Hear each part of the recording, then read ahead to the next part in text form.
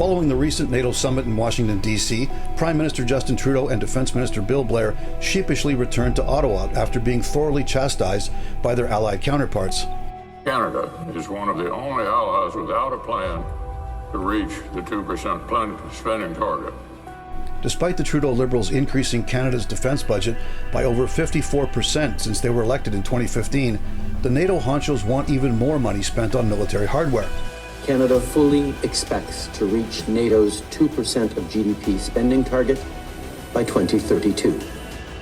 Of course, that promise is not worth the paper upon which it is not written, as there is little to no chance that Trudeau and Blair will still be steering the government 8 years from now. It is time to target just what all these Liberal promises mean to the future of our hard-pressed CAF. To be fair, there are a lot of major purchases underway which will indeed spend a lot of money, but most of those projects will not see deliveries until well into the future. For the RCAF, the Liberals announced they would purchase 88 F-35 Joint Strike Fighters at a purchase price of $19 billion. Keep in mind this is the one aircraft that the Trudeau Liberals vowed to never buy during the election campaign of 2015. We would cancel that sole source process. We would not proceed with the acquisition. While two of these F-35s flew over Ottawa on Canada Day in the RCAF 100th anniversary flypast, those aircraft were flown by the Vermont Air National Guard. That was because Canada will not receive its first F-35 until 2026, and the final delivery of the 88th fighter is due in 2032. The full life cycle cost of the F-35 is now estimated at a whopping $74 billion. Last month, there was a lot of hype announcing the fact that Irving Shipbuilding is starting the construction of a fleet of 15 new River-class destroyers. It is the largest shipbuilding initiative that Canada has undertaken since the Second World War.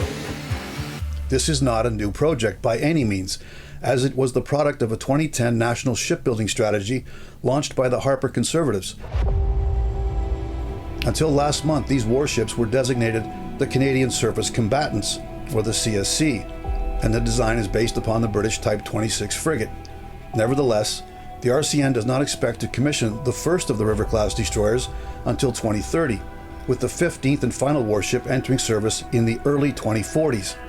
The cost for this acquisition project is now estimated to top $100 billion. Not factored into that equation is what the Canadian government will need to spend to keep the current fleet of 12 Halifax-class frigates serviceable until that date. The Halifax-class frigates were entered service in the early 1990s, and although they have all gone through a thorough midlife refit and modernization, the maintenance costs will only balloon as these vessels age out. Another big spending announcement made coincidentally while Trudeau and Blair were at the NATO summit is the proposed acquisition of 12 modern diesel-electric submarines. This project is in its infancy, and there is no timeline for when Canada's submariners can expect the new fleet. Of course, for anyone familiar with Canada's current submarine capability, or more accurately, our lack thereof, the question begs just who the hell is going to operate these 12 new submarines? At present, the RCN possesses 4 used British diesel-electric submarines that were built in the 1980s. Canada took possession in 2004. However, the logbooks show that since 2021, only one of these submarines, HMCS Windsor, has even put to sea. In 2 brief patrols in 2022 and 2023, HMCS Windsor logged a grand total of 57 days at sea. The RCN admits that the reason for this is a shortage of qualified personnel. This amounts to a true conundrum, wherein you cannot qualify submariners without going to sea, and you cannot go to sea without qualified submariners. This is of course not the only instance of the Liberal government putting the cart before the horse to solve a defense problem. In 2015, shortly after they were elected, the Liberals announced that the RCAF had a capability gap in that they did not have enough pilots and qualified ground crew to meet both Canada's NORAD and NATO commitments. The solution was to announce the sole source purchase of 18 Super Hornets from Boeing. When Boeing took Bombardier to the International Trade Tribunal over an unrelated civilian contract, the Trudeau Liberal government voiced their displeasure and declared that Boeing was no longer a trusted supplier. Our government is of the view that their action against Bombardier is unfounded. It is not the behavior we expect of a trusted partner. The Super Hornet deal was scuppered.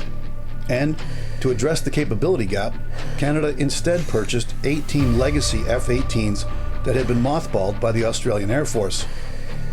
As a result of the lengthy refurbishment of these aircraft, not all have actually entered service with the RCAF to date. In March of this year, the RCAF suspended its advanced fighter training due to the advanced age of its CT-155 training aircraft fleet. For the record, the 24-year-old CT-155s are considerably newer than the RCAF's fleet of CF-18 fighters. As the RCAF awaits the 88 new F-35s, would-be fighter pilots are awaiting slots on Allied Air Force's training courses. All of that to say that the Liberals' heady promises of shiny new equipment in the distant future may be a case of too little, too late. This has been On Target. I'm Scott Taylor.